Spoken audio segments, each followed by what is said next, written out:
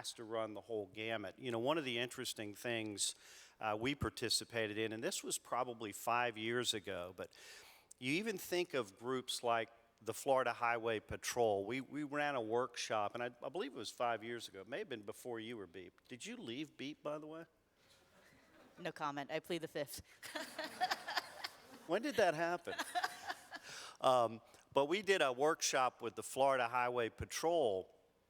And if you think about what happens in an investigation today if there's an accident, you know, you're trained to go out and take eyewitness testimony and measure different components, whether that's tire tracks or other things that are visibly able to be, you know, utilized in an investigation and ultimately a determination of fault.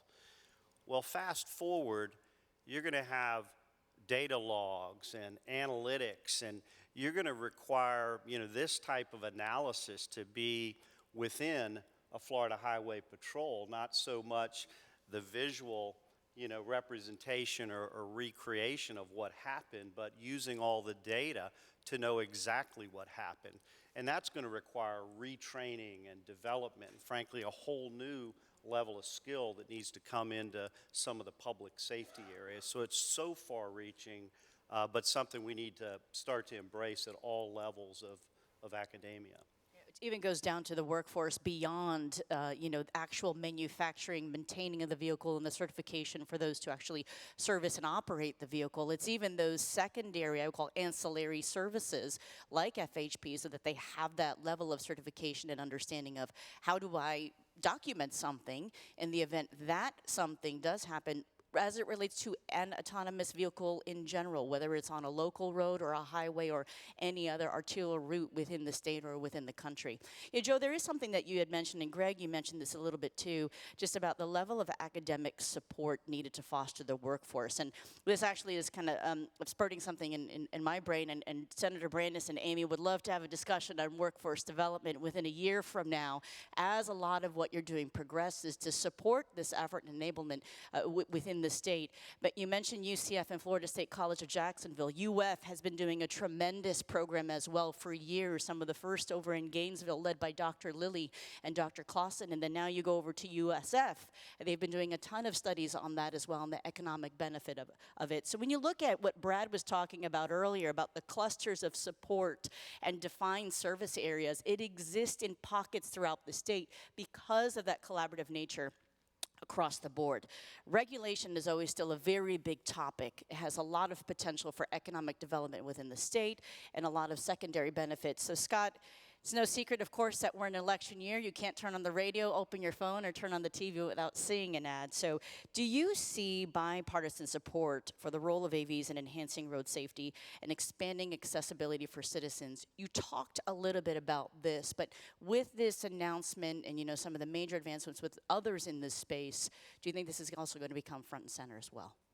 Yeah, well, first let me just weigh in a little bit on the workforce. I think the workforce is absolutely critical. And workforce means something different to different people. One of the things that happens when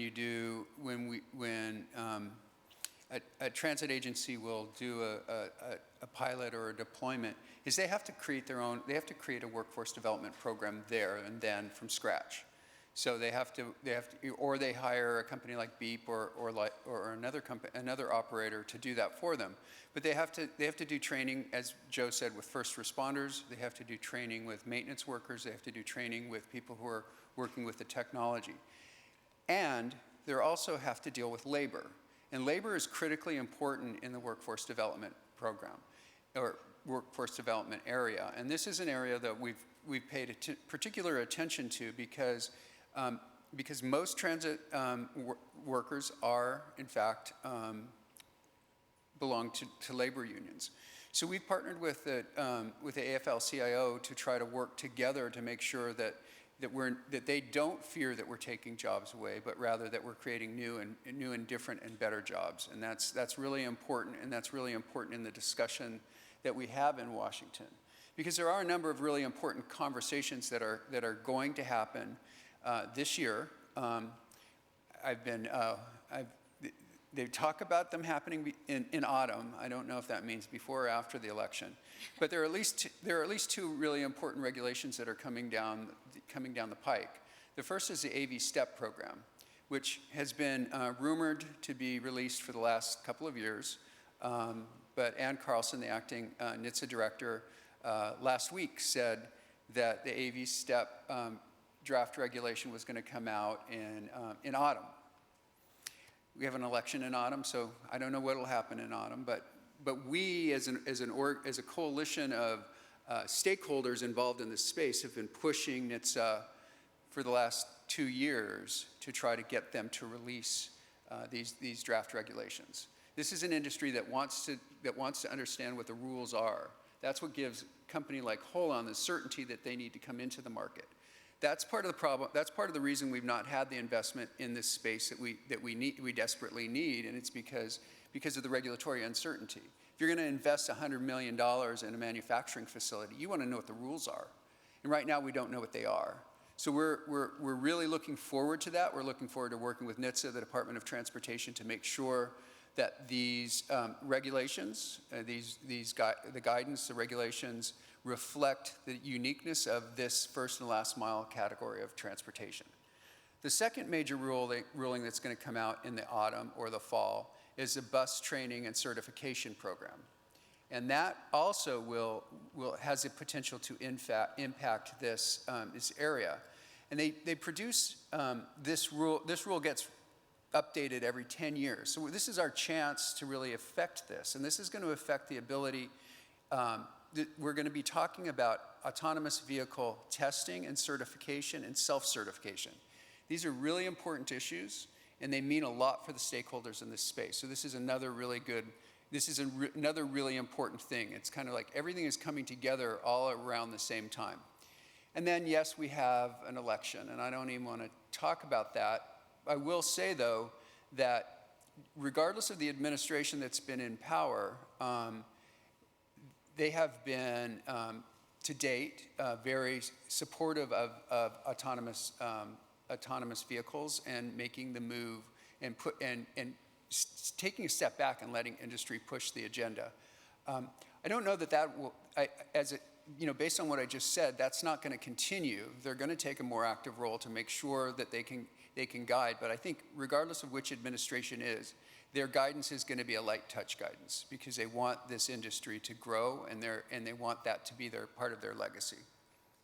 Could I just add a couple comments? I need to ask permission. Yes, now. you can. You have time. I used to be able to just do It's that. not blinking red yet, so yes.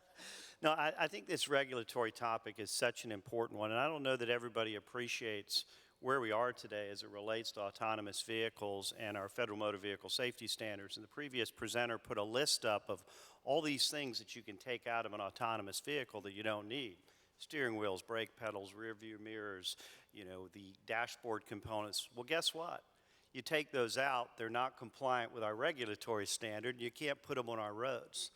And so that is why it is so important to have the momentum to realize that this technology is going to change our 40-year-old federal motor vehicle safety standards. And we've been working collectively in Washington and have some pretty advanced exemption efforts underway, which will, I will say, hopefully confidently result in the first federally approved purpose-built shared vehicle, which will be this Holon product. And that's been a multi-year effort that I would say has tremendous bipartisan support.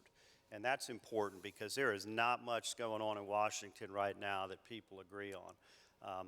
Spent a lot of time up there, going to be up there again next week, but it is so critical that we, collectively through our coalitions, through the public transit partners, through the private sector, continue to advance this dialogue. We've done a great job in the state.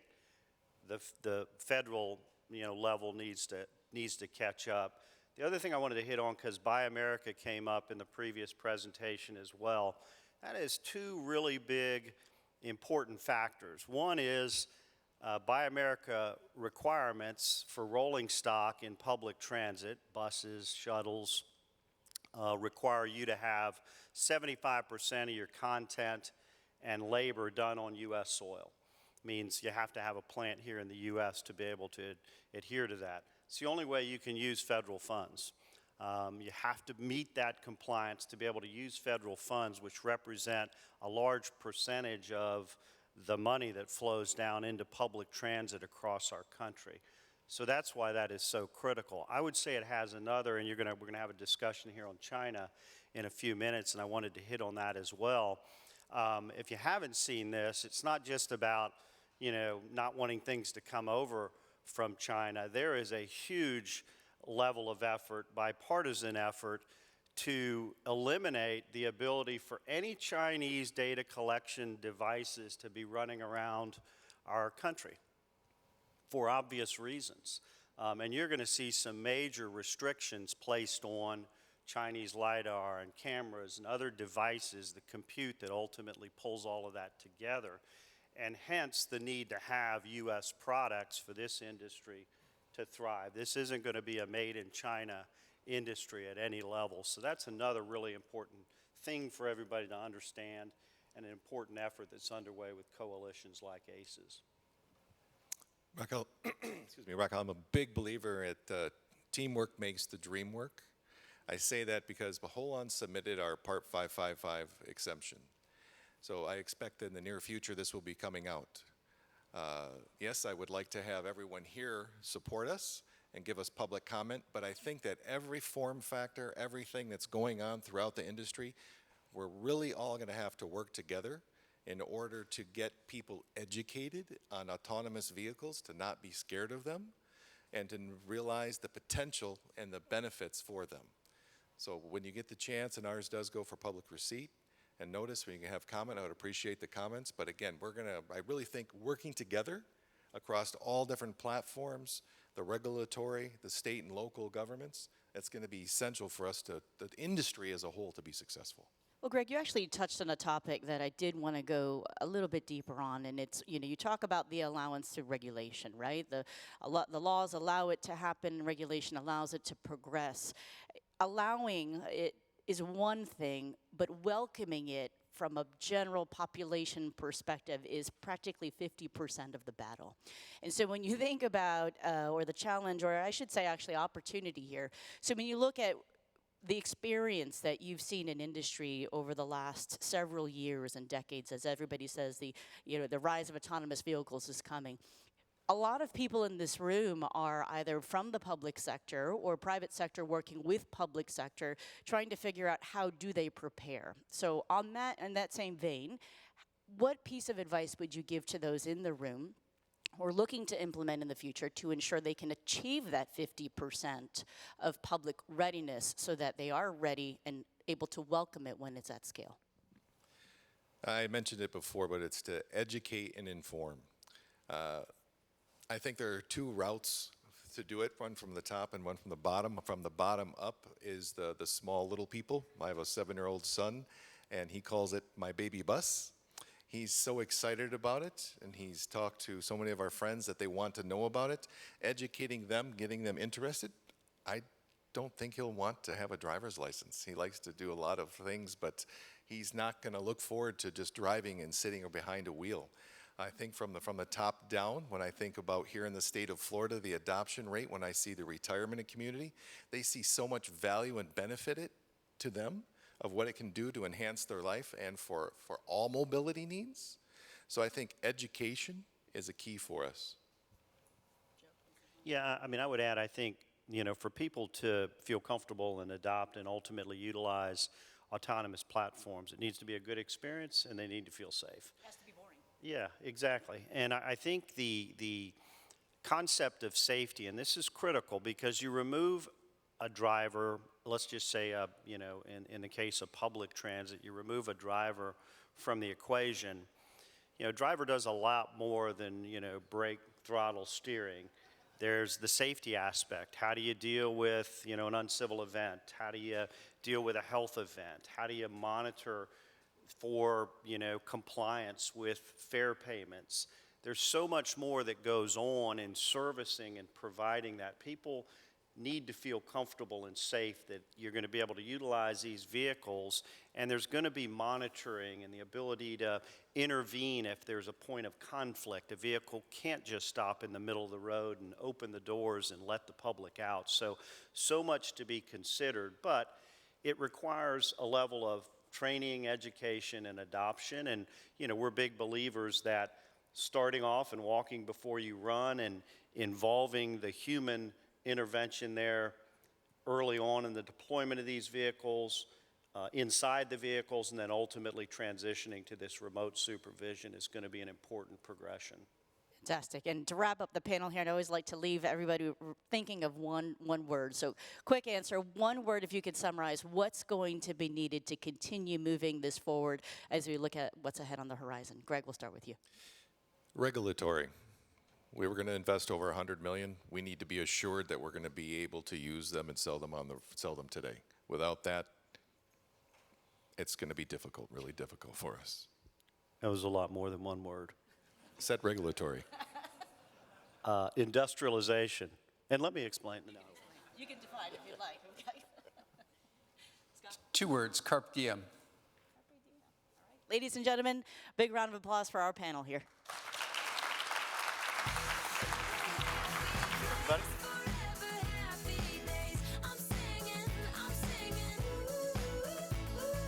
Please stand by as we set the stage for our next engaging conversation.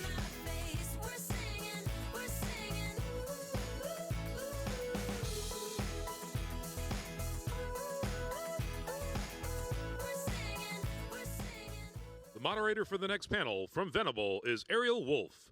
He is joined by Matthew Weed, Product and Technology Specialist, Luminar Technologies, and David Feith, Partner at Garnaut Global and former U.S. Deputy Assistant Secretary of State for East Asia.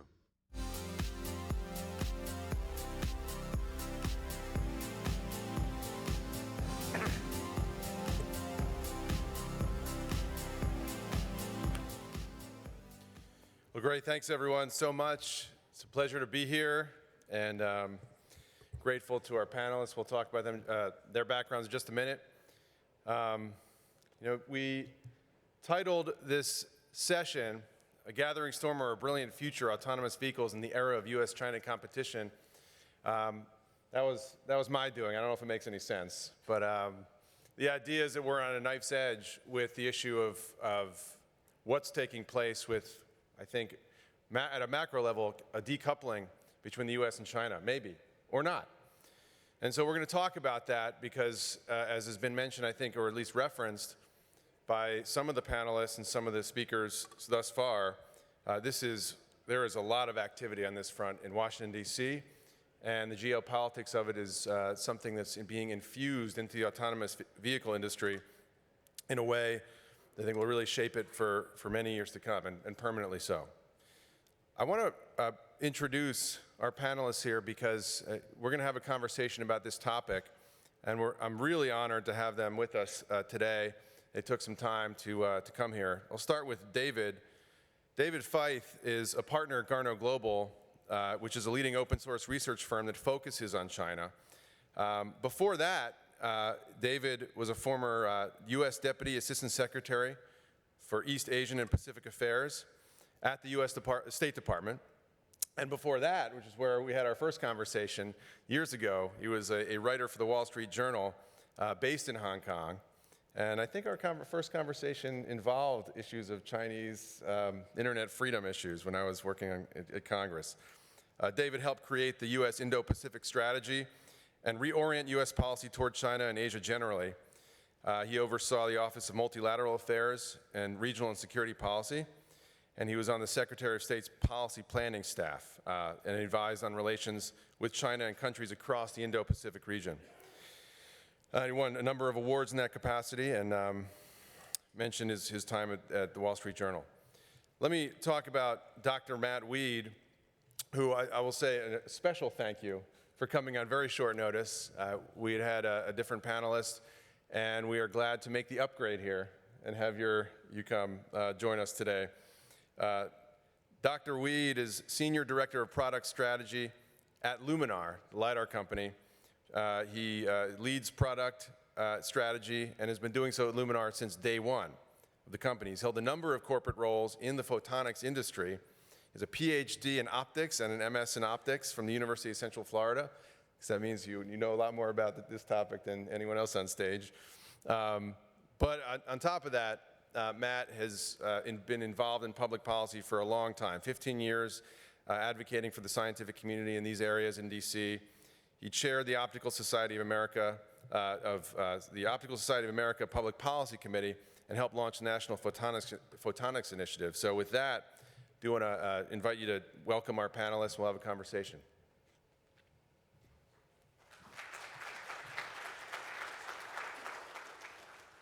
All right, making sure this works. So I want to start here, as everyone's, I think, hopefully if you're at this conference, you're concerned, or at least thinking about what are the effects and impacts of the China question with respect to autonomous vehicles. But let's take a second here, and David, I'll ask you to give us some background. How did we get here? And I'll frame it this way. What do we actually see before us in public policy coming from DC? Again, it's been mentioned. But here are a couple of things. We have an imminent rulemaking. We'll talk about that a little bit later from the Department of Commerce. It's going to have a serious impact. We have the National Defense Authorization Act. Every year, Congress passes a bill to authorize programs at the Pentagon.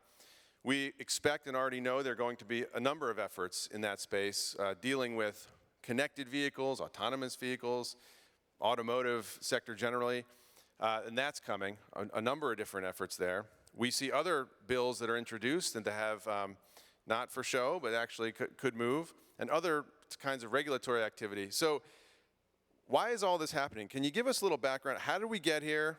And maybe just start with the Han Dynasty and move forward. Actually, no. Let's maybe start with your work in the administration around, when was it, 2018, 2019? Sure. Well, thanks, Ariel, and thanks to the FAV folks, to Jeff Brandis. It's great to be here, although bracing to talk about these subjects. I think Ariel put it nicely in some of the framing remarks.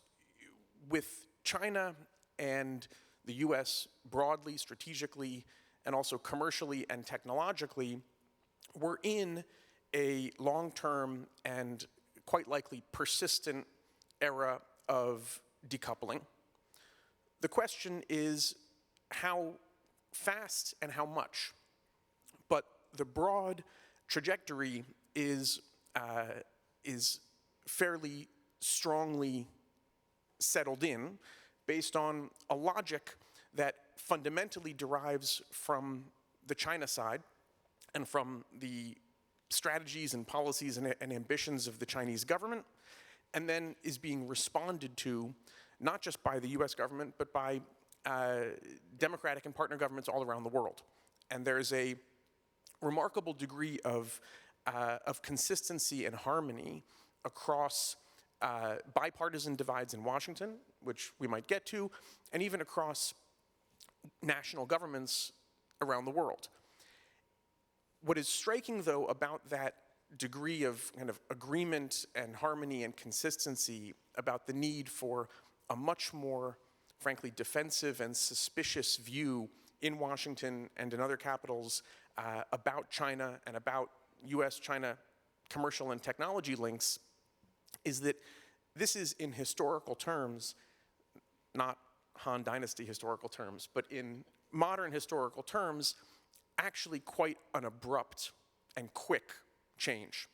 Right? We've gone in the space of just a very small number of years from a US policy posture toward China that was fundamentally optimistic, engagement-based, focused enormously on expanding commercial links and expanding technology collaboration and technology transfer, to having, beginning around 2017, 2018, an aggressive suspicion of all of that.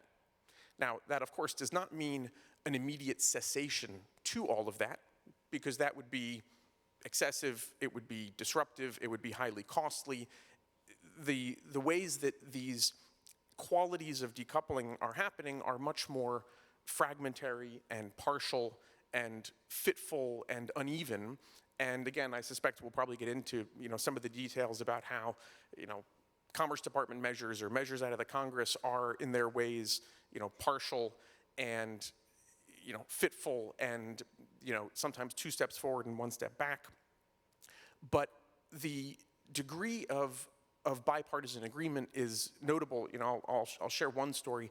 I remember sitting in my State Department office in 2018, I think it was April, May of 2018, and a tweet comes out from President Trump explaining that he had just gotten off the phone with the Chinese leader Xi Jinping, and that as a favor to Xi, President Trump was going to remove the US sanctions that had recently been placed on the Chinese telecommunications giant ZTE, the kind of counterpart to Huawei in a whole bunch of global telecom spaces.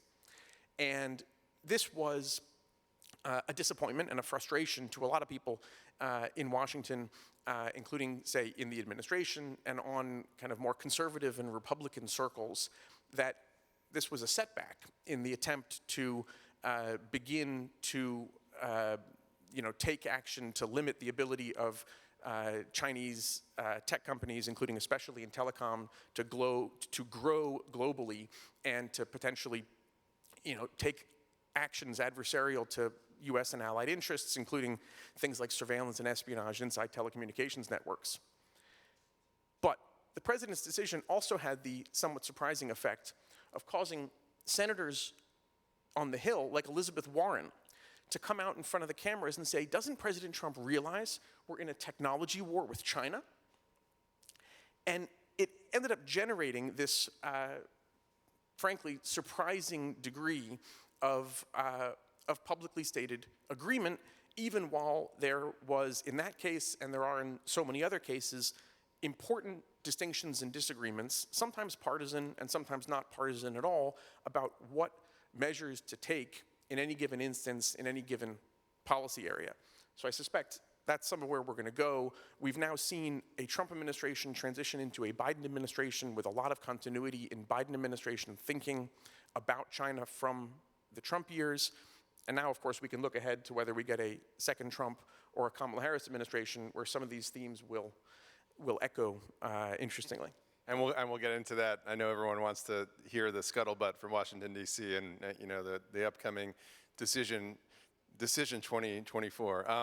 Matt, so we got the perspective from the officials, from a key official who is looking at this very closely. I want to ask your perspective from the LiDAR industry. And I think hopefully most of the people in the room know what LiDAR is, but kind of the perspective, the evolution of the LiDAR industry, of your thinking on the relationship with China, where not just the government, but with the market there for LiDAR sensors, but also for autonomous vehicle technology, maybe driver assist, and kind of give us a sense along the same time frame, what you've seen and maybe where you're thinking it's headed.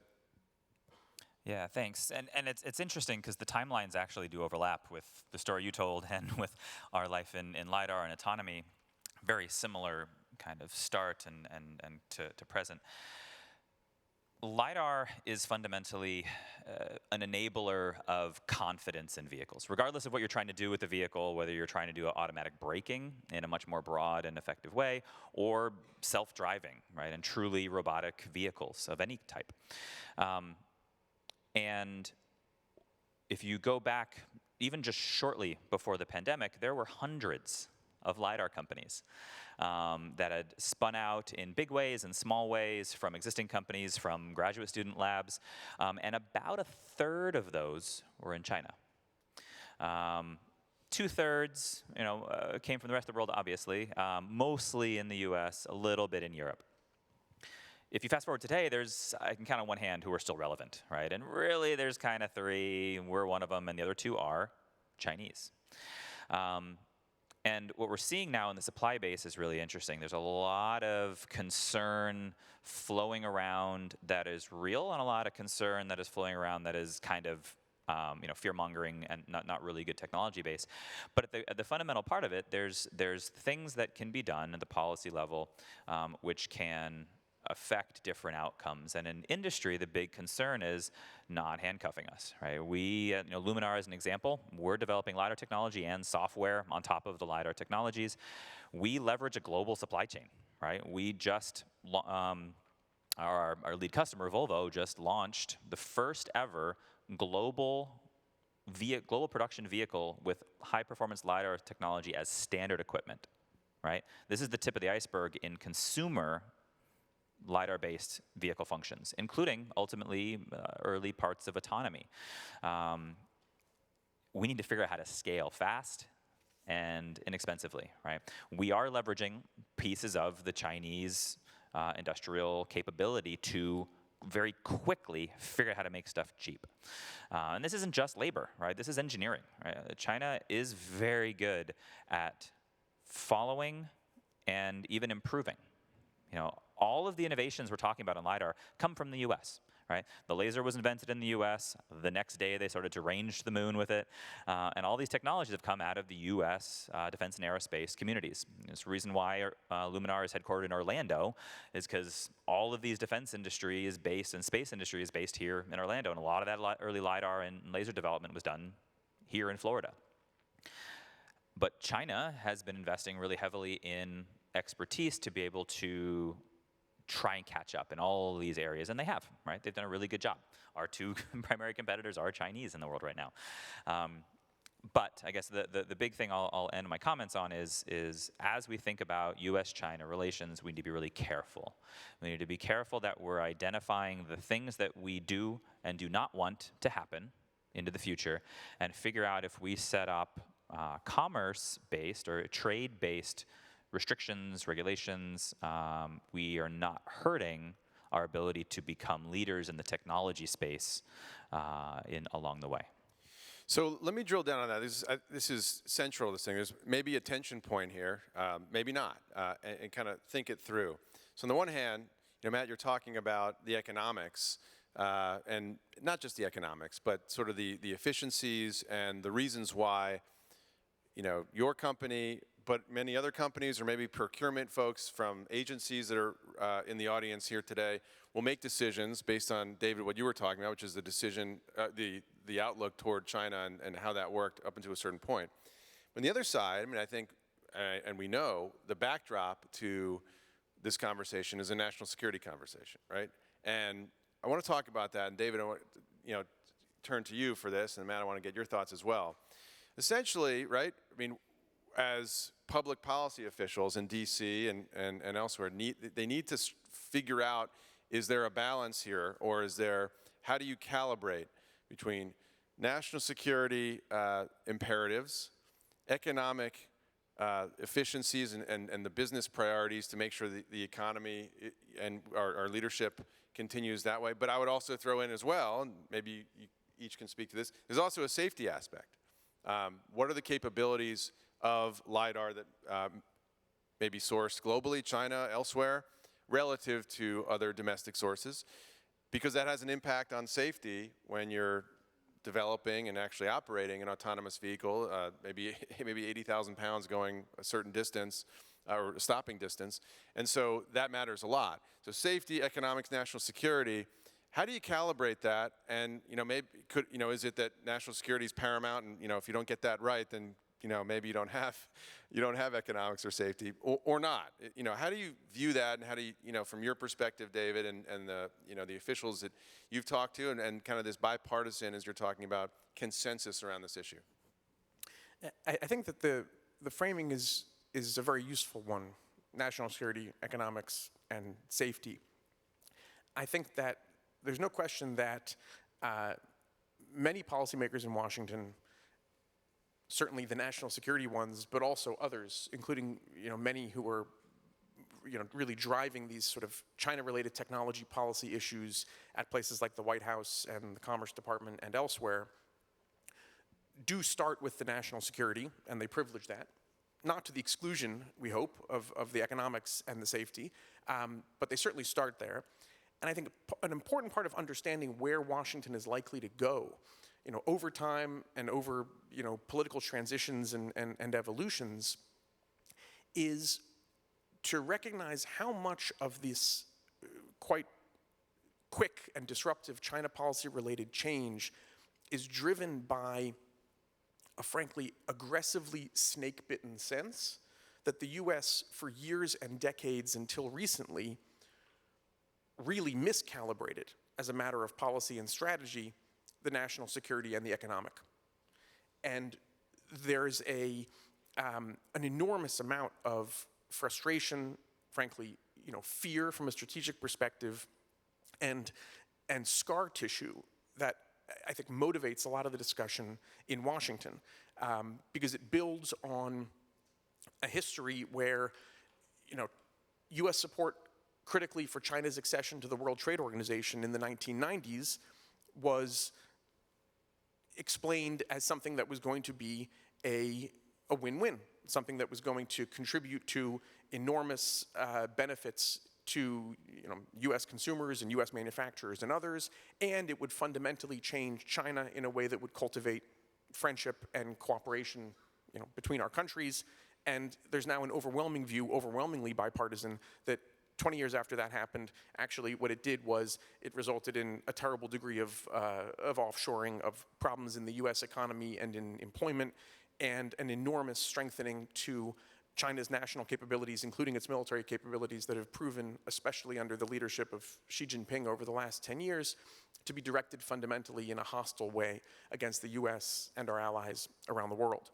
That sense that there had been measures taken in the past where the story that Washington kind of told itself and told others about the balance between national security and economics was so mistaken empirically over time that it really has generated this kind of hardened and snake-bitten view. So it's not that people reject the framework. The framework is compelling, and especially if we're dealing in things like AV technology and other areas where safety is an enormous concern, add safety to the economics and the national security.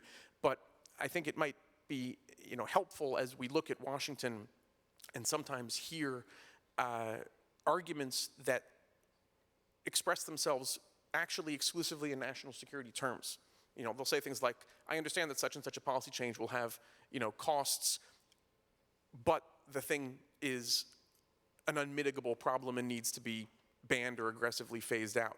I think, frankly, we can expect to hear more of that, partly because of the sense that that Washington has so miscalibrated these things in the past that it wants to err on the one side going forward.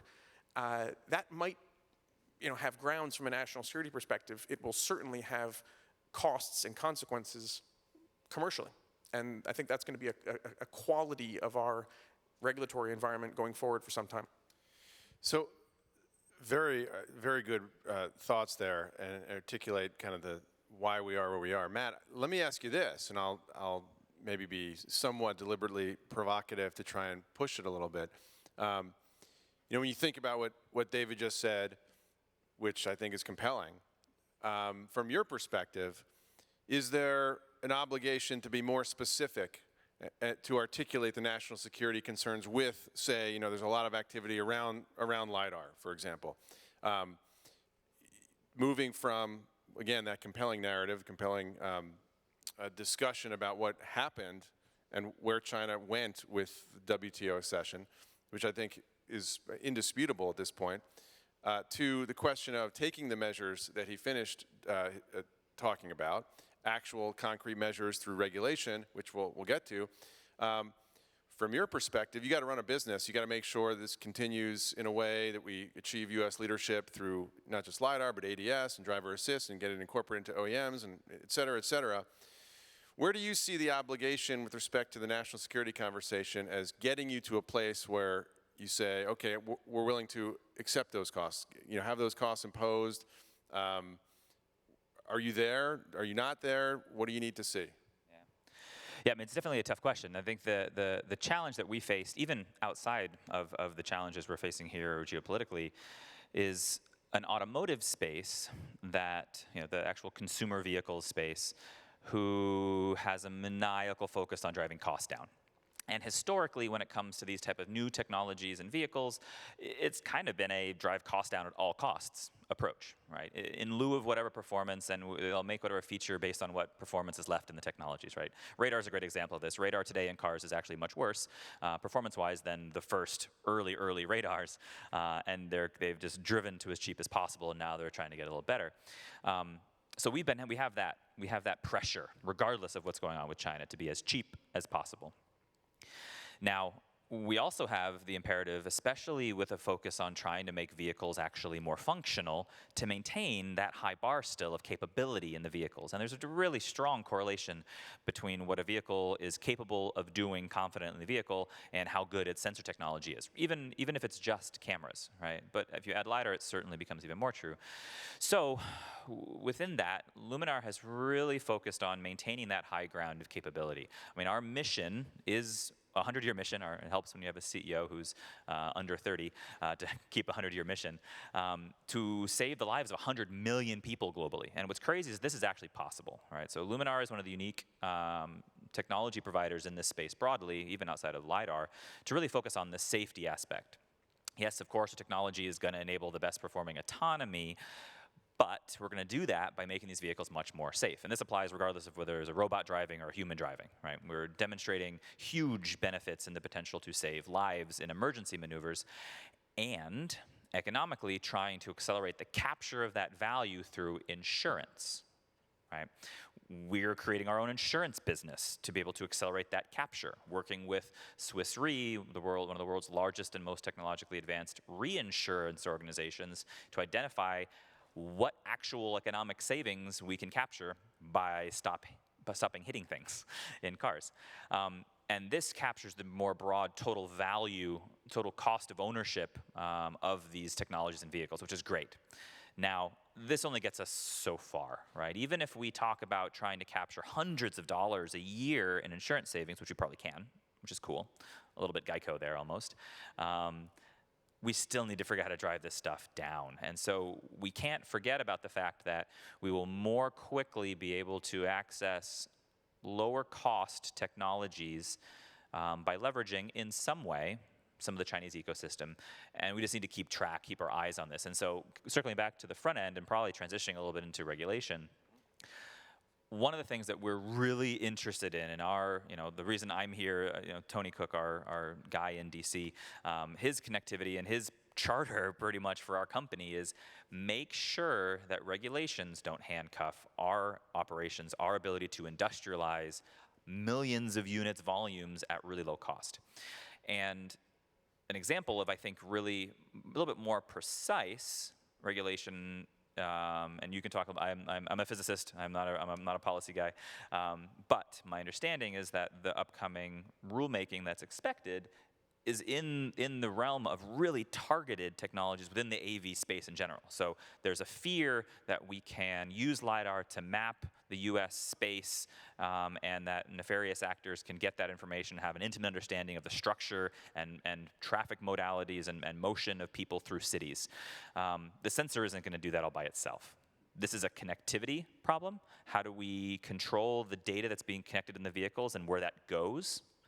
And how do we control the software that is making the decisions about controlling the vehicle and deciding what to communicate out? Those make a lot of sense to try to wrap some structure around control. Trying to run all the way down into the actual sensor technologies themselves, from our perspective, that's too far. And it's also kind of not hitting the mark. So that's kind of some thoughts. Yeah, well, I'm glad you brought it up, because this is central to this conversation, maybe the gathering storm part, okay? It's been referenced, I heard in a couple of the sessions about this Department of Commerce piece, but I'm not sure anyone's gone into detail. I'll look to Jeff if anyone's really mentioned this. This is imminent, like within days. This is coming out from the US Department of Commerce under new authorities. It's currently pending at the White House review, but we understand it's going to be released. And it's a rule on connected vehicles and imposing requirements, regulations, and whatnot on manufacturers of what they're defining as connected vehicles, but what that means for at least what we understand the initial part to be for vehicles equipped with an automated driving system, we think, for maybe all vehicles that have connectivity. That would be every vehicle in the fleet, maybe except for a few that are sitting in someone's garage from 1978. And so what we expect to see is a regulation that will be finalized that will say things like any vehicle with an ADS, an automated driving system, must within 1 year cleanse itself. The manufacturer has to certify that there's no software in the vehicle that was developed by an entity or a developer that is controlled by a foreign country of concern. We'll say China for now, because I'm not sure that North Korean software is embedded in a lot of vehicles. And so that's a very short runway. It's got to happen. There may be references to then hardware as well within a certain number of years. The same thing, hardware and firmware. Out. It's got to be out. You're building an AV, building an ADS, you're building procuring a shuttle, whatever it is, it's going to have to be, that supply chain, Matt, that you've been talking about, has to be cleansed through a self-certification process that carries civil and maybe even criminal penalties associated with it. This is happening right now, so anyone involved in this needs to understand that. So the question, I'll go to David, based on what you know, what we know, what we've read publicly, conversations we've had, do you think this is kind of where we're starting? Is this the right place to go? Are there other measures that should be considered? Back to that calibration, are we getting it right? Are we getting it maybe not so right? Where do you think the next pieces of the puzzle should be?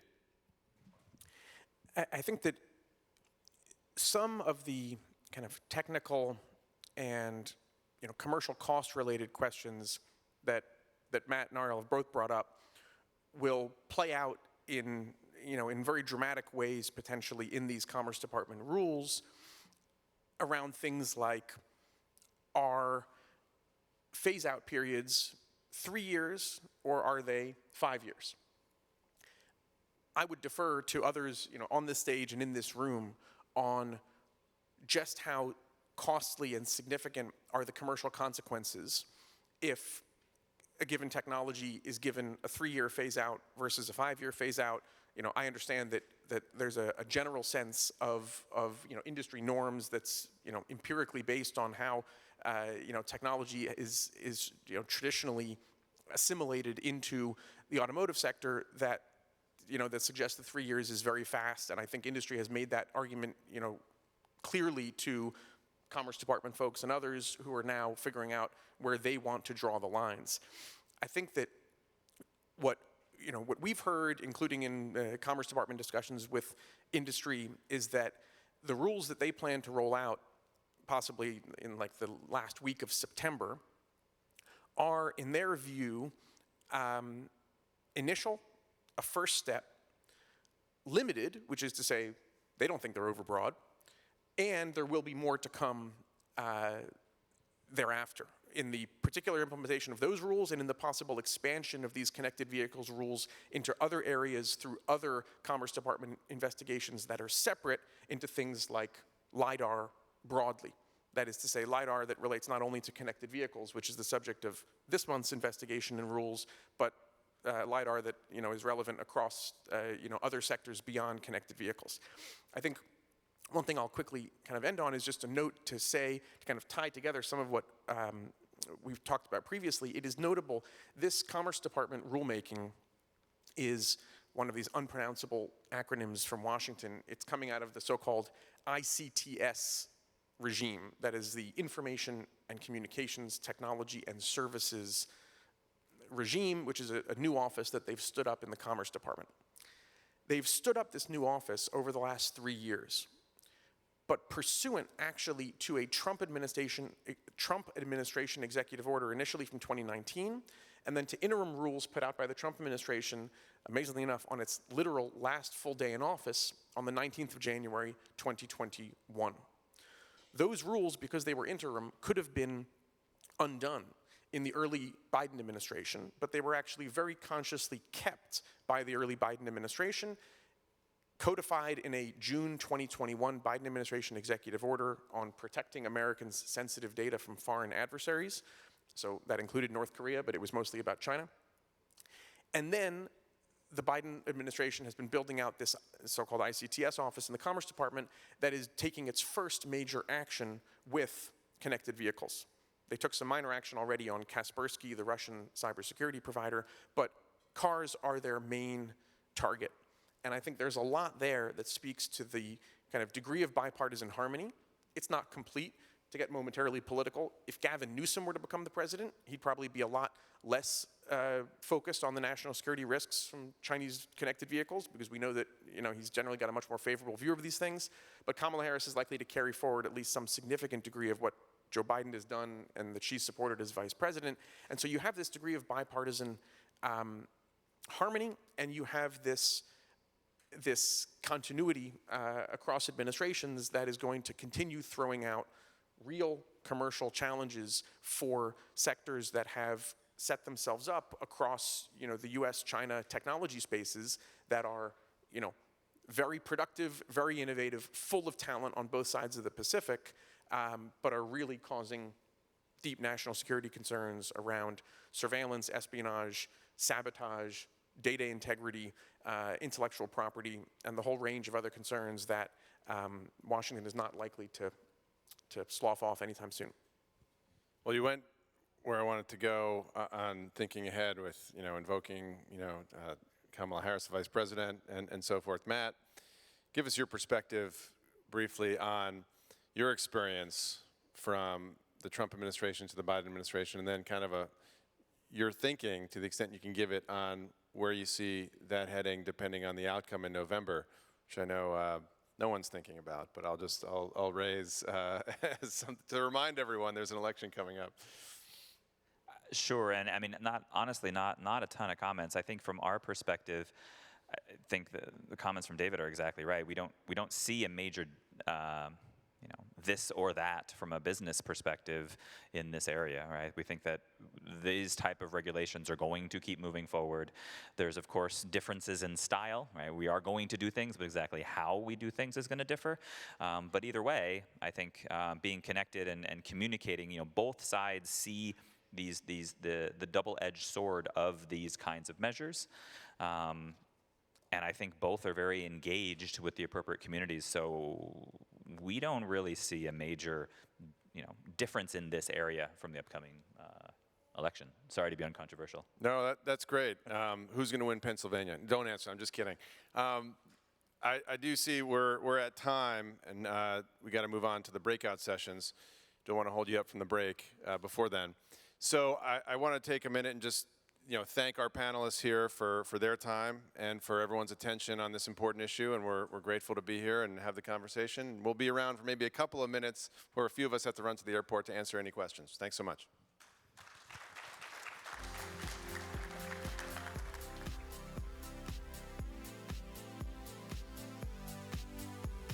Our breakout sessions are next, so please move directly to the sessions. Lunch and final speakers and wrap-up will start in here at 12:30.